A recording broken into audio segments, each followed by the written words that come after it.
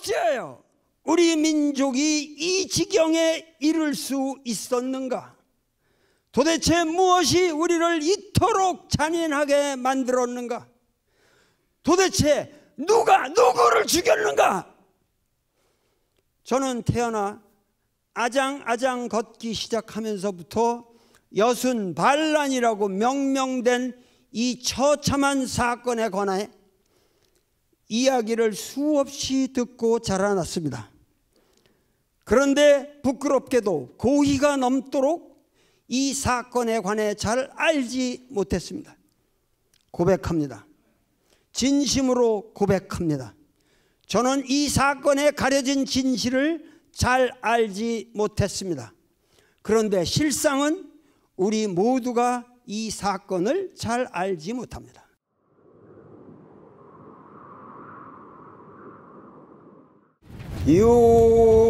유세차 서기 2019년 11월 19일 음력 기해년 을해월 경신일 도올서원 강주 철학자 도올 김용옥은 여순민중 항쟁의 소용돌이 속에서 억울하게 목숨을 잃은 모든 영령님들께 삼가 소고하나이다. 잘 있거라 산동아, 너를 두고 나는 간다.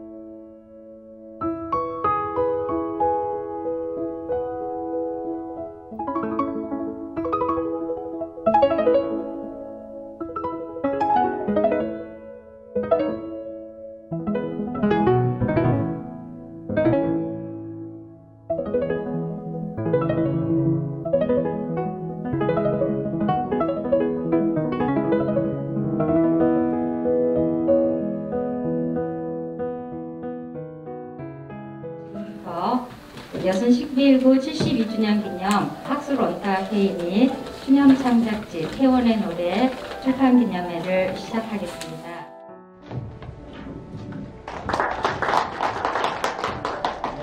여러모로 바쁘신 가운데 참석해 주신 유족회장님들 그리고 어르신들 내 기분 여러분께 진심으로 감사드립니다. 코로나로 인해서 활발한 사회적 소통이 어려운 상황에서도 참석해 주신 여러분 모시고 여순 11구 71주년 기념 학술 원탁회의를 하게 되어 매우 기쁘게 생각합니다. 올해는 여순 11구 역사로만 보면 분명 획기적인 전환의 계기가 되는 해가 되었습니다. 여순 희생자 재심 재판에서 돌아가신 장원봉 씨에 대한 재심 무죄 선고가 있었습니다. 사법부에서 먼저 여순이 잘못된 국가폭력이었음을 선고했었고요. 그다음 국회에서는 또 7월 28일 날 152명의 국회의원이 공동 발의해서 연사건 특별법 제정이 현실로 다가설 것 같습니다. 그런데 저는 우리의 특별법이 제정되기 위해서는 무엇보다도 국민적 공감대를 확산시켜 나가는 것이 중요할 것 같습니다. 지역의 고유명사, 지역의 사건이 아니고 광주 5.18나 제주 4.3처럼 전국적인 역사적 보통명사로 통일운동의 기원으로 여순 11구가 명명되고 기념되었으면 합니다.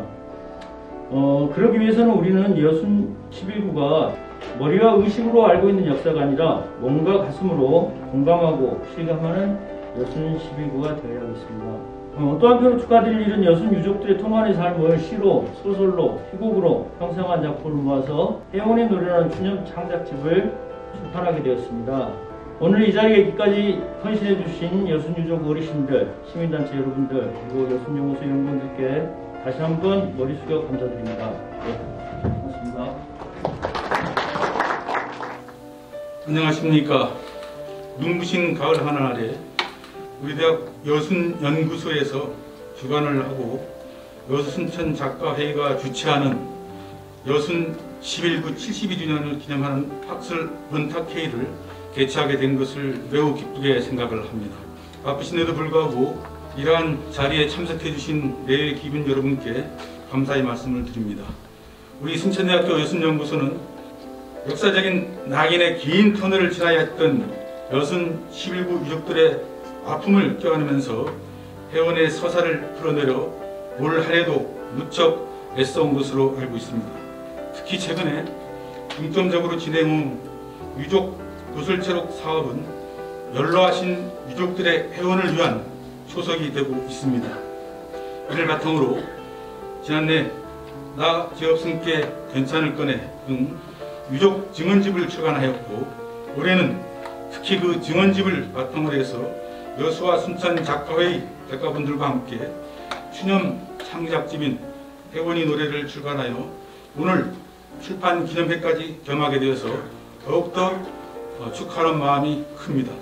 앞으로도 우리 순천대학교는 여순연구소의 활동이 지역의 거점 대학으로서의 지역민과 소통하려는 우리 대학의 지향점을 실현해 나가고 나아가 한반도 역사에서 풀어야 할 아픈 매듭들을 회원이 노래로 풀어나갈 수 있는 큰 역할을 할 것이라고 믿으며 큰 지지와 또 성원을 보냅니다. 이 자리에 함께 해주신 모든 분들이 오늘 여순 11구의 역사를 통해서 정의를 위한 바른 행동의 의미와 서로를 이해하고 포용하는 것이 소중함을 깨닫는 자리가 되기를 기원합니다. 감사합니다.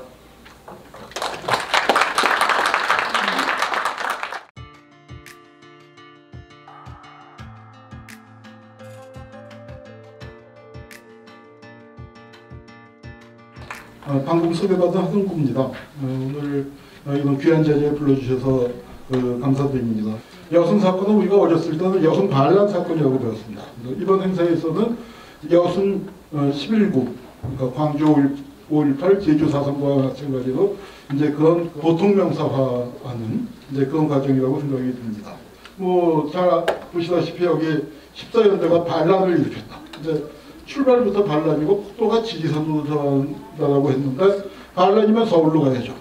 이범석이 19 육군 부대가 반란을 기도했다. 그다음에 여기도 반란 제군에게 모함.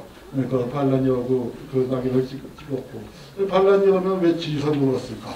뭐 의문이 가는 점입니다. 여기 그 반란군에게 식사, 피복, 금품 등을 주는 자는 반란군과 같이 취급한다. 사실 14연대 장병들이 이 근처에서 다 입대하지 않았습니까? 이 근처의 아들들인데 여기에다 밥을 주면은 다 반란군 취급하고 그러면서 이게 이제 그 민간인 피해가 많아지는 배경이 되기도 합니다. 제주도에서 4.3 사건이 났을 때 제주도에 토벌 가자는 걸 출동 거부 병사위원회죠. 가장 중요한 요구가 동족상전 결사 반대였는데 결국 어떻게 됐습니까? 이 항쟁이 실패로 돌아감으로 인하여 이 봉기를 일으켰던 분들뿐만 아니라 이 지역 주민들은 물론이고 전 한반도가 엄청난 동족상전의 비극을 겪게 되는 겁니다. 그러니까 사실 우리가 제주 4.3이나 여순 사건이나 백범 선생의 남북협상 사실 여순 그 사건은 좌파에 의해서 일어난 것인데 아까 여기 보면은 극우 세력에 관련이 돼 있다고 했잖아요. 어떻게 좌우가 뭐였겠습니까? 통일해서 모이는 거죠. 초기 제주 4.3과 여순 사건이 통일 운동을 향한 아래로부터의 격렬한 논문임이었다면 백범 선생의 남북협상은 위로부터의 통일 운동이었다고 자유명임할 수 있을 겁니다. 우리 희생자 몇 명 죽었나요? 알지 못합니다. 한국전쟁에서 군인이 몇 명 죽었는지는 명 단위까지 나옵니다. 그러나 민간인 피해는 어떻습니까? 통쳐서 몇백만이죠. 희생자 파악이 전혀 안 돼 있습니다. 그 당시에 조헌영 의원이라고 이분은 우파입니다. 영양군이고 그 한민당의 아주 중진이었던 조헌영 의원이 그때 민간인 학살이 엄청 재행되고 있는데 이분은 경상도 분이었는데도 여순 지역에서 전라남도 동부 지역에서 벌어지고 있는 학살에 대해서 관심을 기울여야 한다고 호소했었던 것이죠. 그래서 이제 이것을 조사하기 시작한 게 여수 지역사회연구소가 만들어지면서 이제 조사가 일부 시작이 되고 진실화해위원회에서 그 여수 지역 여순 사건인데 이걸 통과해서 내하지 못하고 토막 내서 했죠. 안타깝습니다. 그래서 여순 사건에 대해서는 좀 국가적인 차원에서 종합보고서가 전체를 막 나오는 종합보고서가 큰 그림을 좀 그릴 수 있었으면 좋겠다는 생각이 들고요. 여수 지역사회연구소가 조사한 각 지역 피해자 수 두리뭉실하게 잡았는데 최소 10,000명 정도 추정치로 10,000명을 잡았고. 교수님, 예.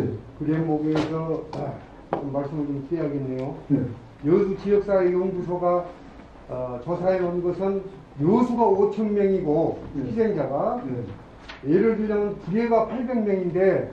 하룻밤에 백인기 이 연대장이 학살을 당함으로써 그날 밤에 죽은 사람이 840명으로 조사가 됐습니다. 네. 우리 인구의 절반이 죽었습니다. 뭐 옛날에 부정확한 자료라는 것을 잘 알지만은 우리 존경하는 한 교수님이 강의할 때마다 그것은 우리 국민들에게 인식이 됩니다. 그러니까 이런 좀 자료를 채택하실 때에 좀 심사숙고하셨으면은 참 고맙겠다는 말씀을 드리는 겁니다.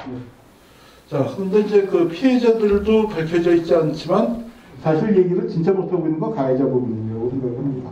사실은 제일 좋은 거는 이 지역에서 조사를 해주셔서 저희한테 보내주시는 게 사실은 좋은데 피해 조사 부분에 눌리다 보니까 가해자가 누구인지 조사할 엄두를 못 내고 있는 것 같아서 저희가 좀 시도를 해봤습니다. 이제 그 가장 중요한 건 학살을 낳았다는 겁니다. 제주 4.3 사건이 여순 사건을 한 거죠. 그리고 여순 사건에서 그 이후에 한국전쟁 학살을 낳게 되는 거고, 한국전쟁 학살 경험이 베트남 파병을 가져옵니다. 그 베트남에 갔다 온 군인들의 공수부대가 광주에서 학살하는 겁니다. 학살을 낳았다. 그게 이제 제 말씀인데요. 저희가 일단 이 여수 순천 학살 사건으로 4명을 뽑았습니다. 취구치에서 제일 악명 높은 김배기와 백인혁 그리고 김정원. 만주군에서 대표적인 사람이 김배길입니다. 김배길은 뭘 했냐면 간도특설대라는 부대 출신이거든요. 이 김배길이도 내려와서 이름을 바꾼 거예요. 원래는 김창규였는데 그 이름 갖고는 하도 나쁜 짓을 많이 했는지 해방 이후에 서울로 도망쳐 내려온 다음에 김배길로 이름을 바꿨습니다. 이제 이름을 바꿨는데 이 간도특설대라는 걸 쉽게 얘기해서 김일성 항일빨치산을 토벌하는 부대입니다. 만주에서 조선인들이 항일빨치산을 조직을 하니까, 그래서 싸우니까 그 항일빨치산들을 일본 입장에서는 조선 사람이 천황폐하에게 충성을 하고 있다. 김일성 같은 사람은 오히려 소수다. 이런 걸 보여주기 위해서 조선인 토벌대를 만들었거든요. 그래서 그 조선인 토벌대가 토벌을 하는데 오죽하면은 그런 토벌대에 만행을 가리켜서 이북에서 나온 영화가 피바다겠습니까? 완전히 거기에 집단부당 만들고 피바다를 만들어서 하여튼 그 잔혹한 토벌을 했거든요. 그래서 그 토벌의 경험을 가진 사람들이 여순에 와서 토벌을 합니다. 그 토벌의 방침은 뭐냐면 빨치산과 주민들의 관계는 뭐와 같아요? 물과 물고기의 관계가 같다. 밥 주고 쌀 주고 하면은 그건 반란군하고 동일시한다. 그렇게 해서 다 사용에 처한다 하니까 그 피해가 많아지는데 그 피해가 많은 거는 당연히 이제 여수 시내에서는 시가전을 통해서 학살이 됐다면 여수나 순천에서는 가령 뭐 지금 아까 구례 말씀을 하셨습니다만 구례나 보성이나 이제 이런 지역은 그 산악지대에서 봉기군들이 분산을 해서 이제 산으로 입산하고 그게 우리나라 유격대의 초기 멤버들이 되는데 그 유격대를 토벌하려면 마을 하나를 통째로 없애버려. 제주에서도 그렇듯이 그런 마을을 집단적으로 학살하는 그 방법을 어디가 많이 썼느냐? 만주의 항일빨치산을 토벌할 때 쓰던 수법들입니다. 그것을 갖다가 한국전쟁 때 쓴 것이죠. 그리고 그게 최초로 본격적으로 적용된 게 여순인데요. 사실은 여순 사건을 한 놈들이 한국전쟁의 민간인 학살을 다 해먹은 거 아닙니까? 여순 사건에서 제대로 막았으면 그놈들이 그때 승진도 안 하고 한국전쟁 어쩌면 안 일어났을지도 모르는 거죠. 우리가 역사에서 가장 이런 거 없죠. 그 사람들 어떻게 하면 좋겠습니까? 사실은 그 죄값을 물었어야죠. 감옥에 보냈어야죠. 그런데 여순 사건 관련자들 그럴 수 있나요? 살아있지도 않고 다 죽어버렸죠. 어떻게 하면 좋겠습니까? 이미 죽었으니까 포기할까요? 전 그럴 수는 없다고 생각합니다. 그들을 살아생전에 현실의 법정에 세우지 못했지만 역사의 법정에는 반드시 세워야 한다고 생각합니다. 그 역사의 법정에 세우는 공소장을 쓰는 작업이 반업법 행자열전 작업이고요. 이 작업에 이제 여러분들께 좀 동참 부탁드리려고 제가 어디 강연을 다니면은 늘 이거 돌립니다. 제 말씀 여기서 마치도록 하겠습니다. 저를 이 명강사이신 한홍구 선생님 반열에 같이 세워주셔서 고맙습니다. 저는 이제 주로 5.18 기념사업 관련해서 5.18 기념재단에서 일을 하고 있는데요. 전두환 재판이 또 사자 명예훼손죄로 재판을 진행하고 있는데 오는 11월 30일 날 1심 판결이 나오는 날입니다. 이 재판은 사실 전두환 자신의 해고를 5.18 관련해서 많은 부분을 자신들의 학살 만행을 정당한, 이건 말하자면 위안부를 돈벌이를 위해서 생일을 했다라고 하는 식으로 해서 왜곡하고 있는 그런 부분하고 제가 볼 때는 맥락이 상통한다고 보는데요. 전두환은 개인이 아니라 전두환 세력이고 이 집단이 바로 자신의 행위를 정당화하기 위한 그런 수단과 방법으로서 논지를 펴고 있는 그 책이 말하자면 전두환 해고록이고요. 바로 그렇기 때문에 전두환의 주장을 해고록을 그대로 둬서는 안 되었기 때문에 그 중에 특별하게 조비오 신부의 그 명예를 훼손한 부분을 해서 고발을 했고 재판을 진행 중에 있죠. 특히 여기에는 이제 전투 헬기를 동원해서 기관총을 쏴버린 그 내용이 그 전두환 재판의 핵심 학살 내용이 백일화에 드러나게 된 사건입니다. 비록 5.18 40년이 지났는데 지금도 진상규명이나 이런 말들이 많이 나옵니다만은 다행인지 불행인지 전두환이 아직도 건강하게 살아있어서 5.18에 대한 국민적 관심이 높아졌고 그 5.18 진상규명 특별법이 작년에 제정이 됐고요. 이 5.18 진상규명 과정이 어떻게 보면 대한민국 현대사에서 여러 가지 끔찍했던 그 학살 만행을 더 적극적으로 들여다보게 만든 그런 계기가 되기도 했다는 생각입니다. 그리고 이제 뒤이어서 여순 사건 특별법이죠. 특별법이 지금 국회에 발의가 됐고 제가 알기로는 그 행정안전위원회 소위원회 안건으로 지금 그 대기 중인 걸로 알고 있습니다. 그러면서 이제 제가 몇 가지 생각을 해본 게 있는데요. 결국 이것은 당신 자신에 대한 이야기다라고 하는 화두를 끄집어내 왔습니다. 실은 그리스 시인 호라티우스 시에 들어있는 한 구절이죠. 또 이 구절을 누가 썼냐면 마르크스가 자신이 적어서 자본이라고 하는 책 서문에 썼던 구절이거든요. 이 구절을 쓰면서 마르크스 자본은 사실 그 영국 노동자 계급에 관한 이야기입니다. 독일 노동자들, 독일인 당신들에게도 이 이야기는 똑같이 해당되는 이야기다 라고 하기 위해서 이 구절을 쓴 것입니다. 그래서 이런 지난 역사적 사건은 지난 역사가 아니라는 거죠.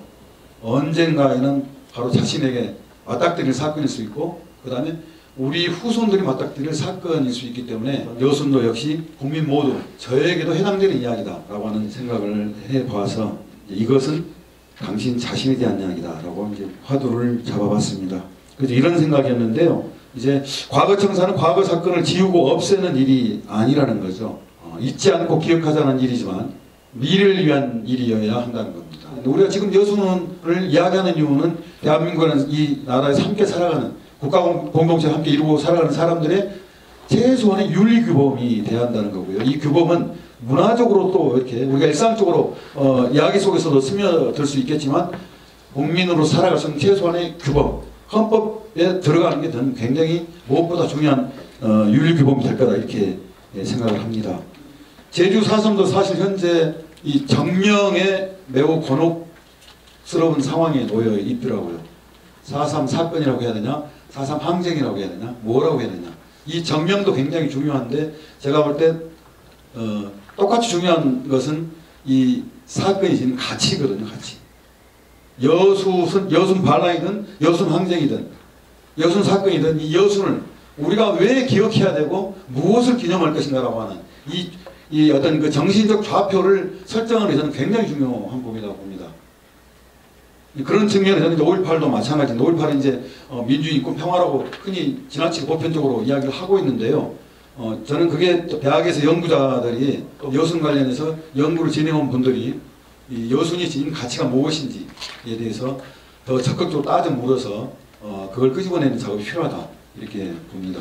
5.18의 경험으로부터 배울 만한 몇 가지를 간략하게 말씀드려보죠. 5.18 진상규명 과정은 사실 90년대 초에 들어서 5월 문제 해결 5원칙을 정합니다. 그게 첫 번째가 뭐냐? 진상규명. 사건의 실체를 명확하게 드러내는 것.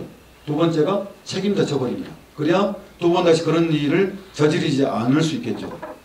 그 다음에 명예회복이죠. 그리고 네 번째가 배상입니다. 배상, 보상과 배상은 차이가 있죠. 배상은 이를테면 국가적 책임을 묻는 겁니다. 개인적 차원의 보상이 아닌 겁니다. 그 다음에 기념사업입니다. 단순히 과거를 추모하고 애도하는 일이 아닌 거라고 저는 봅니다. 이게 우리 사회를 끌고 가는 데 있어서 우리 사회가 마땅히 치러야 될 부분으로서의 가치를 만들어가는 과정이고요. 이 가치를 우리가 보다 적극적으로 공공화시켜야 한다고 저는 봅니다. 이미 과거 청산 여순 사건은 개인의 고통사가 아닌 거죠. 우리 대한민국을 구성하고 있는 공공적 영역이다 이렇게 생각을 해요. 그렇기 때문에 공공적 영역에 부합할 기준과 노력이 필요하다고 봅니다. 자, 근데 5.18도 이 진상규명 과정에 상당히 내부의 상처가 큽니다.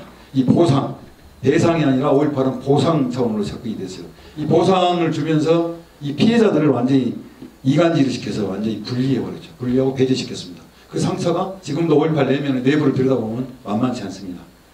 그 다음에 당사자주의가 생겨버렸어요. 네가 5.18 때 뭐 했는데 네가 5.18하고 무슨 상관이냐 라고 하는 이 지칭이 진상규명 과정과 함께했던 국민과 시민들과 떨어지게 만든 이게 말하는 당사자주의였는데요. 지금도 이것은 상당히 만만치가 않고요. 그 다음에 각각의 역할 설정을 필요하다는 겁니다. 아마 제가 알기로는 여기 순천에 동부지역사회연구소가 있죠. 그리고 여수에는 여수지역사회연구소가 있습니다. 여수지역사회연구소가 이 여순 관련해서 굉장히 많은 활동과 역할을 한 걸로 알고 있고요. 그 다음에 순천대에 지금 여순연구소인가요? 역할을 하고 있는 걸 아는데요. 저는 이 과정이 함께 스스로의 서로의 역할을 잘 설정해서 역할 분담을 해야 되고요. 그리고 존중하면서 함께 끌고 가야 됩니다. 누군가 혼자 하려고 하는 순간에 이건 또 다른 상처를 만드는 것이기 때문에 저는 굉장히 주의해야 할 대목이기도 하다고 보고요. 5.18도 바로 그런 과정을 좀 거쳤습니다. 지금도 만만치가 않습니다. 그래서 저는 이제 한마디 말씀드리면 이 일을 수행하는 사람들에게는 이제 사제와 같은 헌신적 숭고함이 아직은 제가 볼 때 미덕으로서 요구되고 있다고 생각을 합니다.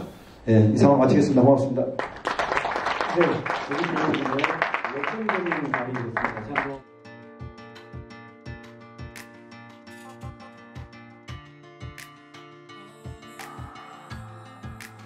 안녕하세요. 진행을 맡은 박두규입니다. 나름대로 질문을 세 가지를 각 분야에서 활동하시는 것과 연계된 질문 세 가지를 준비해 왔고요. 그것들을 하나하나 들어보면서 답변을 듣도록 그렇게 하겠습니다. 반갑습니다. 양승훈이라고 합니다. 저는 극작가로 활동을 하고 있고요. 순천대학교 문해창작학과에서 현재 강의를 하고 있습니다. 그래서 제가 서울과 순천을 왔다 갔다 하면서 그 지역의 연극, 그러니까 순천의 연극들을 가끔 볼 기회가 있었어요. 그 중에 순천 시립극단을 제가 관심 있게 몇 작품을 봤는데, 순천 시립극단이 창단되고 30년이 지났는데 여순 항쟁 관련된 이야기를 단 한 편도 하지 않았다. 여기에 대해서 제가 되게 좀 충격을 좀 받아서 오는 12월 3일과 4일 날 이렇게 공연을 합니다. 활동을 하고 있는 영역은 연극적이고요. 앞으로도 이런 사회적인 이슈에 대해서 지속적으로 좀 관심을 갖고 작품 활동을 좀 할 계획이 있습니다. 이 정도로 가름하겠습니다. 고맙습니다. 예, 저는 다큐멘터리를 제작하고 있는 고자환이라고 합니다. 제 지역에 주로 일어났던 큰 사건이 이제 보도명 사건입니다. 처음에 만들었던 작품이 레드톰이라고 우리말로 번역하게 되면은 빨갱이 무덤입니다. 그 당시만 하더라도 보도연맹이라는 단어 자체가 금기된 단어여서 언론 쪽에서 굉장히 많은 관심을 가지고 엄청나게 많은 보도가 나갔습니다. 그리고 조금 지켜봤는데 어떤 현상이 일어나느냐면은 민간인 학살을 하니까 사람들이 기자들까지도 그냥 보도연맹 사건만 또 이야기를 하게 되는 거예요. 그래서 제가 오늘 그 주제와는 좀 다를 수도 있겠지만은 전체적인 학살을 중심에 놓고 시민들에게 문화 부분으로 접근하는 게 맞다라고 지금 판단을 하고 있고요. 다른 방송사나 상업영화 제작하시는 분들이 부담 없이 민간 학살 사건에 접근해가지고 만들 수 있게끔 좀 길을 닦아놓자는 그런 생각을 하고 있습니다. 소개해 주신 것처럼 제 명패도 교수라고 돼 있는데 사실은 제가 순천대학교 교수의 자격으로 이 자리에 앉은 거는 아니고 음악인의 한 사람으로 앉은 거라 박성훈 음악인이라고 해주셨으면 더 좋겠다는 생각이 들면서도 또 다른 한편으로는 제가 정말로 음악인을 대표해서 이 자리에 앉을 수 있는 사람인가 하는 또 자괴감도 들고 여러 가지 생각이 듭니다. 저는 노래를 다시 시작하게 된 케이스인데요. 그리고 한 이제 10년의 세월이 흘렀습니다. 지역에서 다시 창작 활동도 하고 그러다 보니 여순연구소에서 진행했던 녹취록 발간하는 여러 행사에서 노래로 함께 하기도 하고 여순을 다룬 노래를 하나 만들어서 함께 발표하기도 했었습니다. 그런 경력이 이제 저를 오늘 이 자리에 앉게 한 것 같은데요. 부끄러움을 무릅쓰고 이 자리에 저를 함께 하게 해주셔서 일단 감사드리고요. 오늘 음악인의 관점에서 바라보는 여순을 예술적으로 어떻게 바라보고 어떻게 형상화할 것인가 그런 좋은 얘기 많이 나누게 되기를 소망합니다. 고맙습니다. 안녕하세요. 저는 구례 사람이고요. 소설을 쓰는 사람입니다. 그리고 아마도 제 나이, 제가 1965년생인데요. 아마도 지금까지 여순 문제를 지역적으로나마 소설 속에 담아내고 있는 드문 케이스인 것 같은데요. 저보다 한 20살쯤 많은 문단의 선배들 중에 대다수가 저 같은 사회주의자의 자식들입니다. 그분들은 저보다 더 엄혹한 시기에 유년기를 보냈기 때문에 1960년대, 70년대까지 빨갱이의 자식이라는 걸 어디 가서 입 밖으로 꺼낼 수도 없었고 아무리 공부를 잘해봐야 판검사가 될 수도 없었습니다. 아무튼 그렇게 사회 내부로의 진입이 포기할 수밖에 없게 된 사람들이 다 문학, 예술의 영역으로 건너왔고요. 그래서 그분들이 다 자기 얘기를 쓰기는 하셨습니다. 그런데 그 시절에 제대로 그 얘기를 다룬다는 것은 시대적 한계가 있었죠. 아주 단순하게 두 가지만 말씀을 드리자면 이전에 이것이 제대로 여순항쟁이 제대로 다뤄지지 않았던 이유는 엄혹한 독재체제이라는 것 때문이었고요. 지금에 와서는 사실은 대부분의 사람들이 관심이 없습니다. 그 대중에게 폭발적인 호응을 받지 못하는 것은 이 시대가 지금으로부터 너무 멀어져 버린 진상규명이 너무나 늦어진 현실 때문에 어쩔 수 없게 된 것이고요. 제가 생각하는 유일한 방법은 대하소설이 나올 수밖에 없어요. 그래야만 그 대하소설이 대중적 흡입력을 갖기도 하고요. 그래서 그렇게 해서 대중들을 지나간 역사 속으로 끌어들이고 여기도 와 계시지만 그 아픔을 평생 갖고 사셨고 아직까지도 해결되지 않은 채로 그 아픔은 우리가 못 헤아리는 거거든요. 그것이 지난 일이 아니라 현재 진행형의 일이라는 것을 대중들이 알게 하는 것, 그것이 아마 저에게 남은 몫이 아닌가 싶습니다. 화가 박근만입니다. 저는 유족 2세고요. 2004년에 저도 처음 알게 되었는데 제가 지금 이 자리에 온 것은 72년간의 뭉축된 힘이 저희들 이 자리에 오게 만든 것 같아요. 맨 처음에 여순 작업을 시작을 할 때 그림을 하기 위해서 어떤 자료들을 보는 순간 할아버지가 생각이 나서 도저히 그림을 그릴 수가 없습니다. 그 시신에 박혀있는 총구멍 있잖아요. 그러면 바로 붓을 던져버립니다. 그리고 한 일주일간 또 작업을 못하게 되고 이렇게 됐는데, 그래서 제가 이렇게 작업을 하면 사람들이 보지 않겠구나. 그래서 최대한 서정적으로 보여줘야 사람들이 많이 볼 수 있겠구나. 이런 생각을 했었습니다. 여순을 위해서는 이 방법이 가장 좋겠다 생각해서 최대한 서정적으로 작업을 했었고요. 그리고 이제 제가 주목했던 부분은 여순항쟁이란 게 항쟁의 방향, 앞으로 여순이 나갈 방향, 좀 그쪽으로 저는 좀 그 포커스를 맞췄습니다. 작품도요. 이 다음 이야기들은 앞으로 여순이 앞으로 어떻게 나가야 할지 그걸 좀 서로 이야기했으면 좋겠습니다. 감사합니다. 지금 첫 번째 질문과 두 번째 질문을 합쳐서 말씀을 한번 드려보겠는데요. 저는 이 각 예술 분야에서 여순 항쟁이라는 위상이 얼마나 있는 것인지, 또 꽤 의미 있는 작업이라고 스스로 생각하고 있는 것들은 어떤 것이었는지, 그리고 앞으로는 어떻게 활동하실 것인지, 이런 부분을 좀 들어보는 것이 좋을 것 같습니다. 제가 연극 시작한 지는 1988년부터 했는데요. 제가 여순 소재의 연극을 본 적이 한 번도 없습니다. 그런데 여순 항쟁이 있게 된 제주 사사은 공연이 굉장히 많습니다. 그런데 왜 이쪽 분들은 자기들의 이야기를 하지 않았을까를 한번 제가 생각해 봤더니 그만큼 70년이 넘은 지금까지도 이 이야기가 이 지역 사람들에게 아픔이 아니었는가 라는 생각이 좀 들었어요. 그리고 참고로 이번에 공연하는 그 여순 사건에 대한 거는 혹시 포스터를 보고 아 저거 나 가기 싫어, 안 볼래, 무거워, 비극 같아 이렇게 할까봐 그것을 벗어나려고 굉장히 노력을 많이 했고요. 중간중간에 당시 시대상을 알 수 있는 노래들이 막 나옵니다. 악극도 나오고요. 여순 사건에 휘말렸던 사람들의 이야기이지 그것을 봉기를 나가자 싸우자 이런 사람들의 이야기가 아니고요. 어느 마을에 그 아픈 소녀들의 이야기입니다. 일단 그 여순 쪽으로 이제 기준을 놓고 방송이나 이제 영화 쪽으로 방영 비중을 봤을 때 제주사전보다는 적지만은 그래도 비교적 많습니다. 그런데도 사람들은 모르죠. 제가 왜 비교적이라는 표현을 쓰느냐 하면은 아예 모르는 시군단위 지역이 있다는 거죠. 거기는 언론도 한 번도 접촉한 적이 없고 유족분들만 쏘가리를 하는 그런 곳이 있습니다. 이게 어떻게 보면은 우리 유족분들도 그렇고 이 문제에 집중하는 우리에게도 굉장히 불행한 일이거든요. 그래서 이런 문제가 있다는 걸 좀 말씀을 드리고 싶고, 저는 이제 팩트에 대한 기록을 앞세울 것인가 아니면 예술적 감성을 먼저 살릴 것인가 라고 이제 고민을 많이 했을 거로 저는 생각하는데, 저는 뭐 어느 쪽이든 나쁘다 좋다고 평가는 제가 할 수가 있는 부분이 아니에요. 그래서 저는 이제 결국 선택했던 게 팩트에 대한 기록을 중요시해야 되겠다. 더군다나 이제 이 민간인 학살 문제 같은 경우에는 시간이 흐르면 흐를수록 기록할 수 있는 부분들이 점차 없어지거든요. 제 생각에는 앞으로 5년 정도일 거라고 봅니다. 저는 최소한 영상 쪽에 있는 부분만큼은 팩트한 기록이 좀 앞서야 되겠다. 섣불리 기본적인 기록을 빼놓고 어느 특정을 상징화시키는 것은 오히려 영상 쪽은 위험하다. 그렇게 보고 있습니다. 여순에 대한 기록이나 기억의 측면에서 아마도 가장 아쉬움이 많은 예술 장르가 음악이 아닌가 하는 생각이 들어요.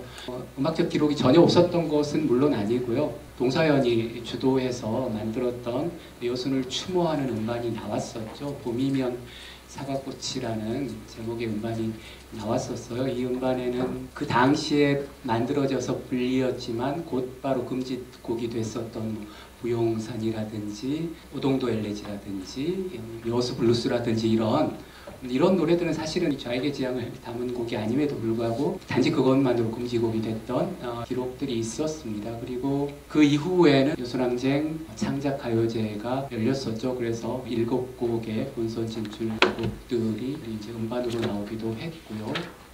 저도 이제 그 과정에서 함께 참여하면서 2개의 음반이 여순을 공식적으로 기록한 음악적 성취로 남아있고, 그거 2개를 빼면 이제 전무하다시피 해요. 그래서 한편으로는 음악인들의 분발이 필요한 상황인데, 그것만으로 자신의 생계를 이어가기에는 너무나 어려운 현실이 틀림없이 또 있기도 합니다. 그럼에도 불구하고 이제 음악인의 한 사람으로서 스스로 이제 무엇보다도 그런 일에 게을리했던 것에 대한 부끄러움이 있고요. 어떻게 또 기여할 수 있을까 이런 고민들을 또 고민만 계속하고 있는 그런 부끄러움이 있다는 말씀드립니다.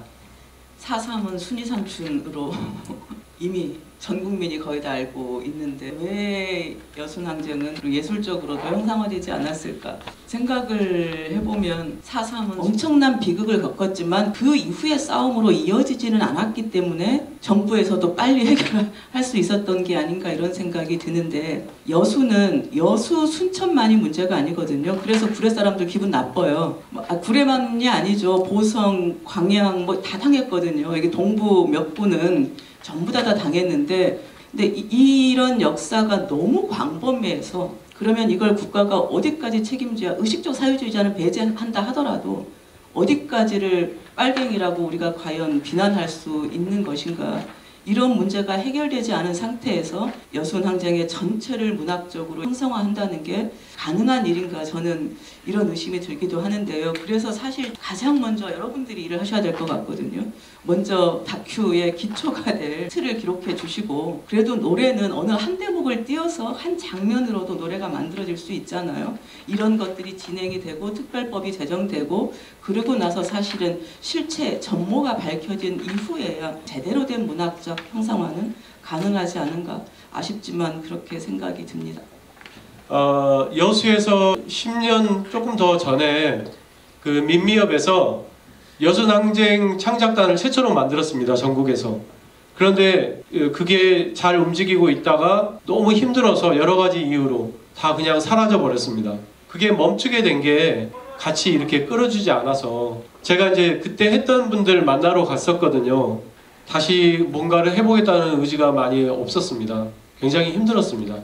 그리고 또 한 가지는 뭐냐면 작품을 내주면서 같이 이렇게 뭔가를 만들어내야 작업이 계속 발전해 나가는 것 같아요. 그런데 혼자만 이렇게 하고 있다면 그게 굉장히 힘들 것 같습니다. 그리고 이제 저는 이번 이 전시가 끝나고 나면 가능한 한 전라도 외 지역으로 많이 들고 다니고 싶습니다. 그게 가장 빠른 방법이지 않을까, 작가로서. 근데 이제 제가 뭔 일을 하면 혼자서 하게 되면 80%는 쓸모없는 일을 합니다.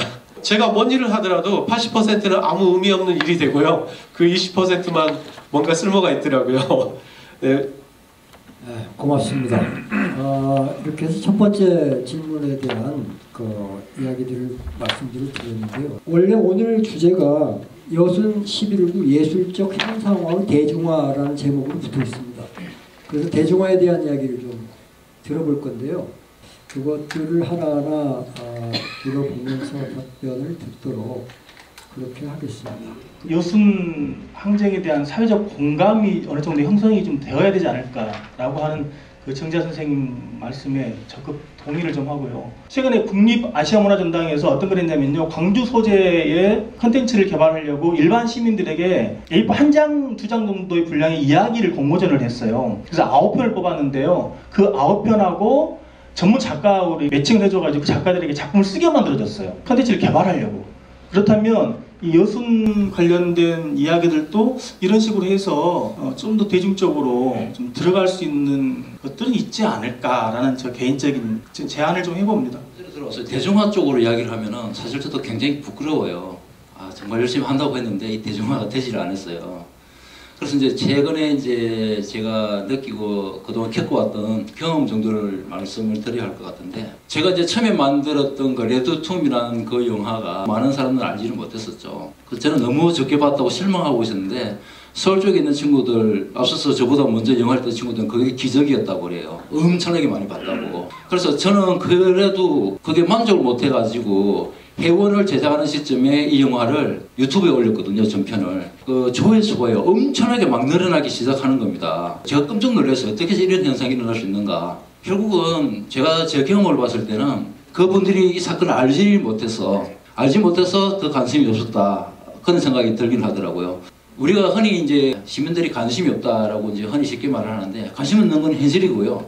근데 그분들이 관심이 없는 이유는 이 민간의 학살 사건을 배우지 못했고 알지 못했기 때문에 관심이 없는 거죠. 모르는데 어떻게 관심을 둡니까? 이제는 시민 대중에게 그냥 접근을 바로 하는 게 낫겠다. 조직화된 대중들이 아니라 어떻게든 그 사람들이 이런 사실을 알 수 있게끔 홍보 작업이 돼야 되는데, 저는 이제 그런 부분에 있어서 좀 네트워크 형태의 서로 도움을 줄 수 있는 단체가 구성되면 더 좋지 않을까. 그래서 더 시민 대중에게 가까이 갈 수 있는 그런 조금 체계가 좀 갖춰지면 좋지 않을까, 그런 생각을 해봤습니다. 한 가지 측면에서 한번 최근에 우연한 기회로 그 문제를 깊이 생각해 본 적이 있어요. 여순 11구와는 전혀 상관이 없는 노래를 하나 만들고 있었어요. 그리고 그 노래의 주제는 제 가까운 지인 중에 한 분, 2대째 농부의 삶을 담은 노래였는데요. 그분의 이제 아버지께서 일본의 탄광에 광부로 일하고 귀국하셔서 해방 직후에 정착하신 곳이 우연히 외서였던 거예요. 이 양반은 공식적인 희생자도 아니고 그걸로 목숨을 잃으시진 않았으니까요. 그리고 유족도 아니에요. 그럼에도 불구하고 그 노래는 최초에 그런 의도가 전혀 없었지만 나중에 만들어진 노래는 자연스럽게 단지 그 시대 그 역사적 공간 안에서 살았던 사람의 이야기를 다루다 보니 손에 아픔이 들어가 있는 노래가 돼버렸단 말이죠. 그러니까 어떤 측면에서는 그렇게 목적의식적인 사상적 지향을 담은 그런 노래들을 만들었던 때도 있는데, 사실은 지금은 그런 노래들이 대중을 사로잡을 수 있는 시대는 지나버렸어요. 최소한 음악적으로는 그렇거든요. 그리고 젊은 음악인들은 더 이상 그런 음악에 흥미를 느끼지도 않아요.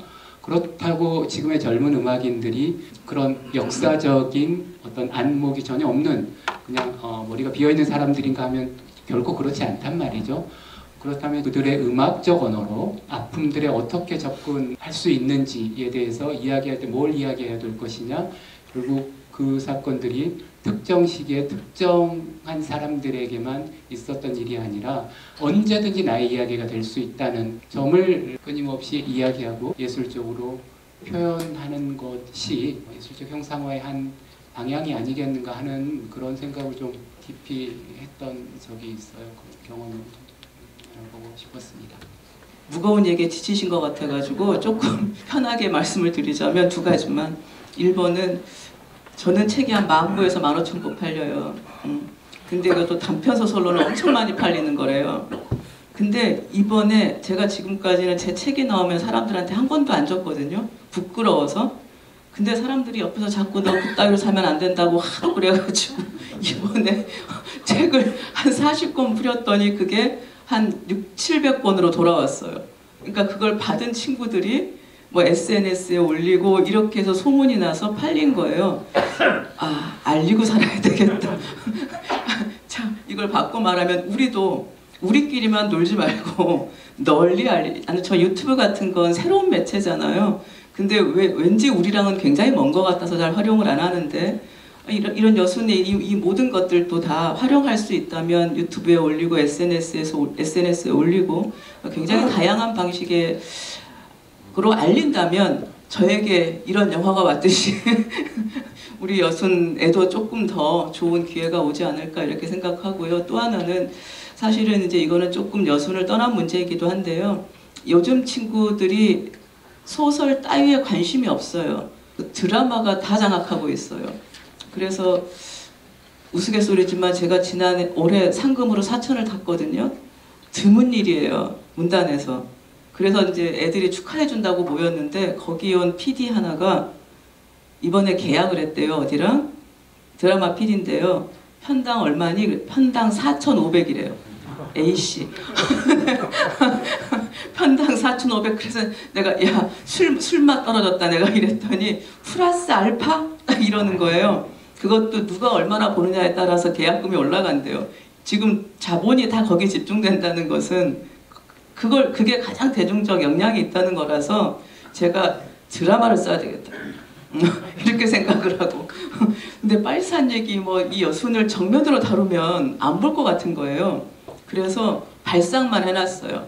그것만 말씀드리고 저는 말을 끝낼게요. 저희 아버지가 제 제자가 로얄 살루트 38년짜리 술을 선물해 줬어요. 그게 면세가 100만 원? 150? 얼마인지 모르겠어요. 그 정도의 비싼 술이어서 제가 차마 못 먹고 아버지도 돌아가시기 전에 양주 한번 드셔보시라고 갖다 드렸거든요. 그래서 다음번에 가서 아버지 맛이 어떠셨어요? 그랬더니 몰라 그러시는 거예요. 왜? 그랬더니 소주 한 박스랑 바꿔 드셨대요. 그러더니 이름도 모르는 거 갖고 와서 안 바꿔줬다고 씨바스는 바꿔주는데 이건 안 바꿔준다고 그랬다는 거예요. 이런 얘기인데 이 할아버지가 여순의 피해자야. 이런 얘기로 드라마를 풀면 물론 아직까지는 정면으로 다룰 수는 없지만 그래도 대중적으로 널리 알리는 길은 되지 않을까 이런 고민을 하고 있습니다. 괜찮죠? 저는 지금 현재 이제 전시를 하고 있는데요. 학생들이 와서 여순을 시각화했다 해서 훨씬 더 쉽게 받아들였다고 했을 때 굉장히 좀 보람됐습니다. 그리고 유족분께서 보시고 많이 우셨다고 그랬을 때도 보람됐고요. 앞으로 작품들은 여러 사람이 다 수긍할 수 있는 그런 종류의 작업을 좀 해야겠다. 그리고 또 이제 한 가지만 부탁드릴 게 뭐냐면 이런 창작물들을 대가 없이 써도 좋은데요. 예술가들은 정말 자기 몸, 자기 피 팔아서 작업을 하고 있거든요. 근데 또 여기에 대한 말을 못 합니다. 그런데 조금씩 생각을 해주시면 앞으로 더 좋은 작업들이 나올 수도 있다는 거죠. 네, 그래서 그걸 좀 부탁하고 싶습니다. 먼저 간단하게 자기 소개를 본인들이 잠깐씩 하도록 하겠습니다. 네, 저는 구례 출신 이규종입니다. 여러분을 뵙게 돼서 대단히 반갑습니다.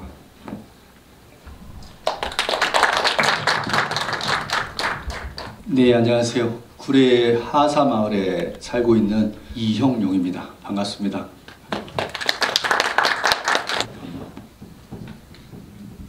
네, 저는 현재는 전주에서 살고 있고요. 정수긴입니다. 네, 안녕하세요. 해룡면 살고 있고요. 김수현이라고 합니다. 이 자리가 이렇게 긴장되는 자리인지 몰랐습니다. 이렇게 해서 자기소개를 간단하게 하고요. 첫 번째, 11구 항쟁은 나에게 어떤 의미인가 그런 것들에 대해서 말씀을 듣는 시간을 갖도록 하겠습니다. 제가 좀 건의겸해서 좀 말씀을 드리고 싶은 것은 이 명칭을 꼭 여순항쟁이라고 그렇게 말을 해야겠냐. 야당 의원들 말 들어보거나 경상도 쪽에 있는 사람들 또 충청도 쪽에 있는 사람 서울에 있는 사람들의 말을 들어보면은 여순이라고는 이 짝지가 붙어가지고 항상 큰 일을 못한다. 여수와 순천이라고는 명칭이 붙어있는 한은 여수와 순천 지역적인 좁은 의미로 해석을 하기 때문에 여수와 순천이라고는 좁은 지역을 벗어나서 10월 19일 11구 민중항쟁이라는 말로 고쳐 쓰는 것도 참 부당하겠다. 좀 더 연구를 해보자. 그래서 지역적인 이 좁은 한계를 우리 스스로 좀 탈피해 볼 수 있는 그런 것이 절실히 필요하다. 그런 것을 여러분께 호소를 합니다. 마지막으로 각 시군 회장님들이 오셨는데 저는 여순을 알리는 제일 첫 번째 중요한 것이 학생들에게 어떻게 시간을 내서 아이들에게 여순을 알릴 것이냐. 제가 초등학교를 작년에 1학기에 2시간, 2학기에 2시간을 다녀봤어요. 그리고 초등학생들한테는 설명하기가 너무너무 어려워요. 그리고 중학생들한테 알려보니까 조금 낫고 그래서 금년에는 제가 고등학생들한테 해보니까 2시간씩을 1학기하고 2학기에 있더니 그 학교에서 교장 선생님이나 회의를 거쳐서 그렇게 하지 마시고 6시간씩을 좀 해달라. 내년에는 그렇게 좀 프로그램을 짜주면 좋겠습니다. 그래서 그렇게 한다고 아주 흔쾌히 승낙을 하고 왔습니다. 정말 그 있을 수 있는 그 실천적인 자료들을 가지고 현실적으로 딱딱 맞는 자료를 제시하면서 아이들에게 가르치면 정말 아이들이 여순에 대한 새로운 것을 알 수가 있습니다. 저는 제가 하고 싶은 말은 여기서 줄이겠습니다. 10월 19 항쟁은 저에게 어떤 것이냐. 지리산이 되어버린 운명입니다. 저희 할아버님은 1949년 구례 경찰서로 가셔가지고 흔적도 없이 지금까지 못 돌아오고 있습니다. 지리산에 태어나셔서 지리산 어딘가로 가셨습니다. 지리산이 되어버린 운명 10월 19일은 저에게 그렇게 다가왔습니다. 여순 10월 19 항쟁 특별법이요. 저에게 어떻게 다가오냐. 바다에 수많은 플랑크톤이 있어서 물고기들이 수백 수종이 살지 않습니까? 우리 이 10월 19 항쟁이 우리 세상에 플랑크톤이 될 겁니다. 이 플랑크톤을 가지고 고기를 잡아먹는 상어를 키우겠습니까? 아름다운 물고기를 키우겠습니까? 이제 이 법이 통과가 되면 아름다운 물고기 잡아먹는 상어들이 나올 수도 있습니다. 그러지 않기를 진심으로 유족의 한 사람으로서 바라고요. 제가 간곡히 부탁드리고 싶은 것은 지금 나와 있는 자료들이 얼마나 잘못된 수치들이 많고 잘못 알려진 것들이 많냐라는 걸 우리는 항상 잊지 않고 우리 저명하신 학자님들, 교수님들, 작가님들이 멘트 하나 쓰실 때 이걸 정말 소중히 생각했으면 좋겠어요. 왜냐하면 잘못된 말 한마디 때문에 상처받는 사람들이 너무나 많습니다. 그리고요, 저는 2세로서 여러분들께 약속을 드리는 것은 행동하는 2세가 되겠다. 실천하는 2세가 되겠다. 우리 선배님들 고생하신 거 더 아름답고 더 멋있는 우리 삶의 문화로, 역사로 남기는 그런 가교 역할을 하겠습니다. 감사합니다. 저는 공식적인 자리에서 제가 유족이라고 얘기한 거는 처음이 아닐까 싶거든요. 우선 글을 읽겠습니다. 화해와 상생을 내걸고 시작된 이순신 광장에서의 70주년 추념식부터 72주년 추념식은 시민과 피학살자에게 사죄 없이 이루어졌다. 가해자였던 국가가 개인과 개인에게 해결의 과정도 없이 상생하려면 화해부터 하라는 것은 이치에 맞지도 않는 일이다. 국가는 너무 늦었지만 이제라도 특정한 대상을 명명하며 사죄해야 한다. 국가는 가해자로서 피학살자에게 무릎 꿇는 사죄는커녕 여전히 반공문화와 국가폭력으로 인권을 유린했다. 2005년 12월 진실과 화해를 위한 과거사 정리 기본법이 제정되어 진상규명을 위한 토대를 만들었지만 그마저도 여전히 겉돌았다. 여순 사건을 역사적으로 중요한 사건으로 인정하고 제2기 과거사위원회 조사를 거쳐 특별법 제정하자는 것은 너무나 당연한 일이다. 제가 생각하는 여순에 대한 여순 1019 특별법에 대한 저의 생각은 방금 읽은 것에 담겨 있습니다. 특별법에 대해서는 구체적으로 제가 아는 게 별로 없어서 특별히 이렇게 이야기할 만한 게 많지 않고요. 예. 사실 법이란 건 최소한이잖아요. 그 특별법 하나가 제정되는데도 이렇게 지난한 이 과정이 필요한데 또 그 특별법은 국가가 하는 어떤 상징적인 의례 같은, 그러니까 최소한의 바탕을 만들어주는 게 아닐까. 이제 저는 사실 그래서 그 특별법에 대한 디테일한 점보다는 국가가 공식적으로 국가의 어떤 잘못을 인정하고 명예를 회복하고 이런 것이 표면적인 조처라면 저는 이제 더 깊은 곳을 어떤 내면을 다루는 그런 과정들이 이제 앞으로 더 있을 거라고 더 관심이 갑니다. 네, 두 번째 질문으로 갔어요. 그동안에 여순 유족으로 살아오신 그 과정, 그리고 11.9 항쟁 이 사건이 어떤 쪽으로 그 방향이 어땠으면 좋을 것인가, 그런 바람 이런 것들이 있으면 말씀해 주시면 좋겠습니다. 지금 저희 할머니가 31살에 뱃속에 만삭의 막내딸과 아들, 딸 둘 이렇게 사남매를 키우셨어요. 그래가지고 할머니가 그 힘들게 키우셨던 그 밭에 할머니를 화장을 하고 비석을 세워놓고 그 밭을 집을 져가지고 지금 어머니 아버님이 거기서 살고 계십니다.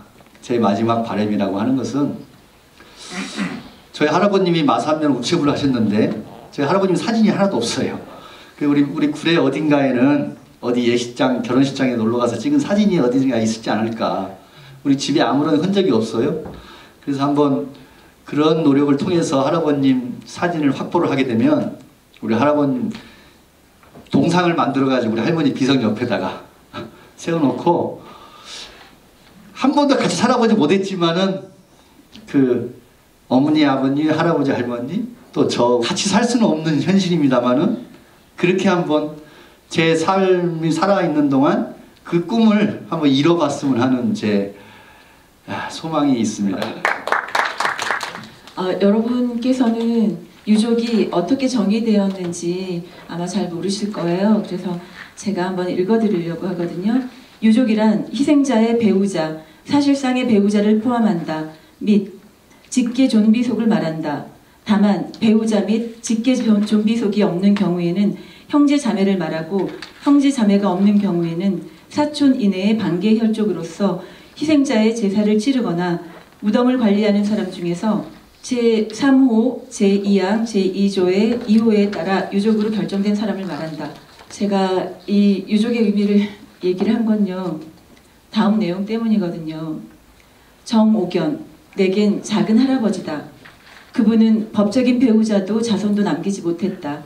현재의 호적상에는 공백일 뿐이다.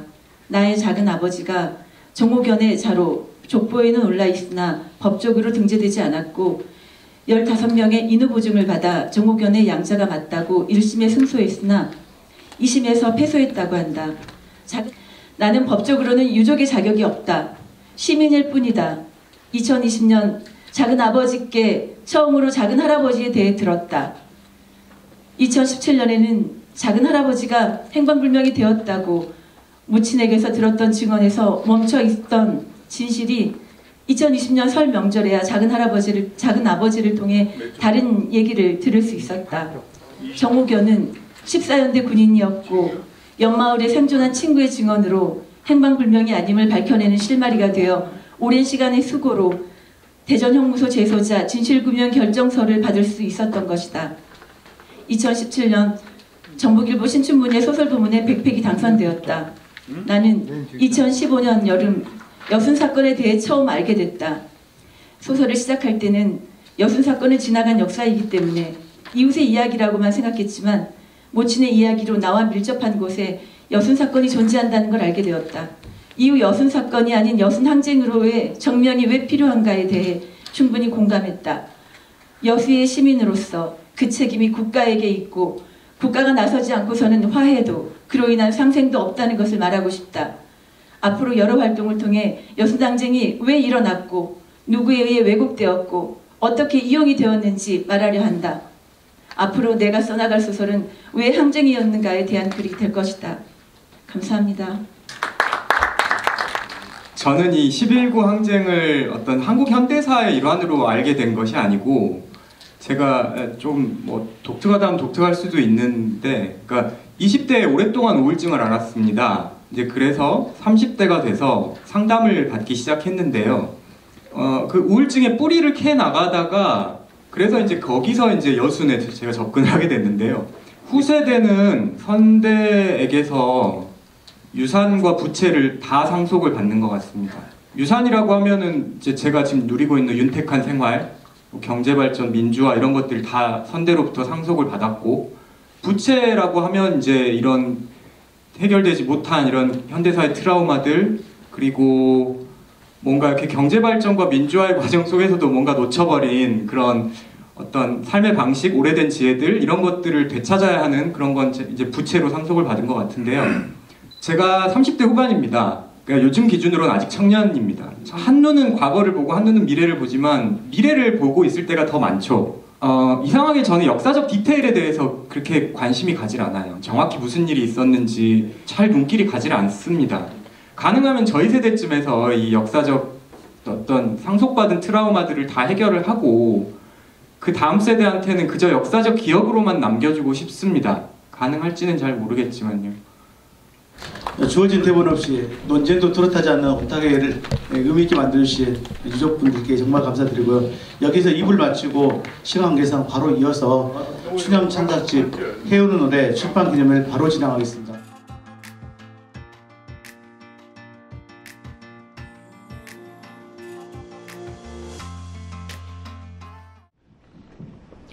맨들의 밑에 십리길. 아침 들녘 맴도는 까마귀 떼를 보신 어머니, 아침상 앞에서 경찰이던 친정 동생의 부음을 듣고 그 저녁 집안 바람막이 큰 아들의 죽음을 보듬었다. 여수역 철도공무원 아들 퇴근길은 인구부에 매복한 14연대 봉기군 총 앞에서 짙은 눈썹에 큰 눈을 가진 가족을 사랑하는 어린 가장은 손들라는 말에 운동이라면 자신 있어 다른 박질을 선택했다. 아들의 마지막을 수습했던 어른들의 수고를 잊지 말라시는 어머니, 미평 오림리 인구부에서 여천리 내동불화까지 검붉은 핏빛 십리길. 걸음걸음 맨들의 밑빛 서러움이 찍히고 못다푼 응어리들 뭉쳐 무겁디 무거워진 건장한 젊은 몸, 산 자들이 힘합쳐 떠매고 돌아온 길, 형수님을 통해 다녀간 형님의 식기굿에서 형은 여전히 말하고 노래하고 휘파람을 불고 산자와 함께 풀어내고 헤어내야 한다시는 어머니. 9살 유년의 기억은 맥락도 없이 잊히지 않는 순간으로 각인된 어두운 악몽의 덩어리들이었다. 죽음에 대한 선명한 이야기의 뿌리들, 그 끝에 딸려오는 기억의 단편들은 70년 세월, 고통의 진폭이 넓어지고 막연한 두려움에서 이제 적절한 말의 옷을 입고 빗속에서 당당해지기 위한 현재 삶의 동심원이 되었다. 아직도 생생한 그 기억으로. 고맙습니다.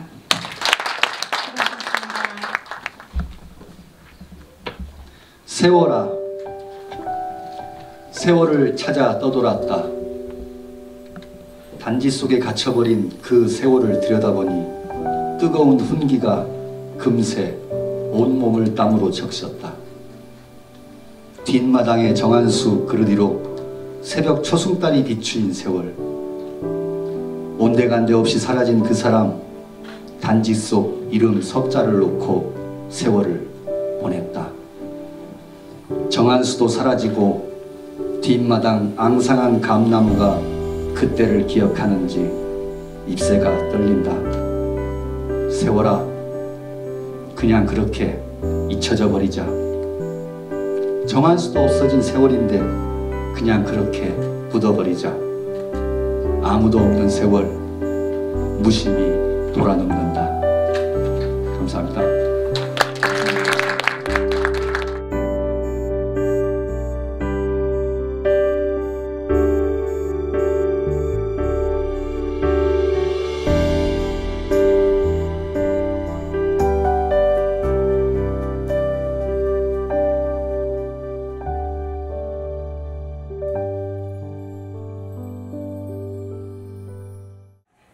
입혀주고 먹여주고 재워준 이 빨갱이 새끼들도 다 부역자들이 다 잡아주네.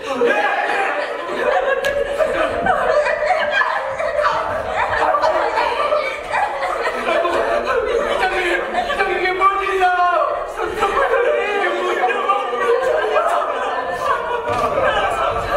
아니 동생들 앞으로 이승만 대통령 각각 특별 자문을 읽어드려. 쏘봐 네.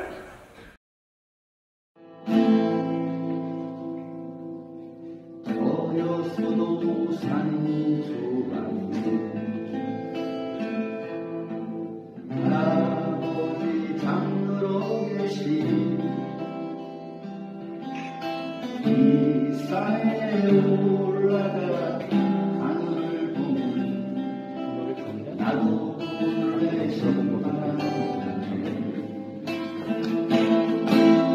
젊어서도 산이 좋아 지낸내 말을 친구 앞산에 벌벌 감고 산이 좋아 할 수 보면 볼수록 정이 크 산이 좋아서 하루 또 하루 지나고 산에서 산에 늙어서도 산 좋아 마음없이 정다운 친구 온 산에 하얗게 눈이 내린 날 나는 산이 되리라 온 산에 하얗게 눈이 내린 날 나는 산이 되리라 온 산에 푸르게 꽃이 핀다면 지리산이 되어버리면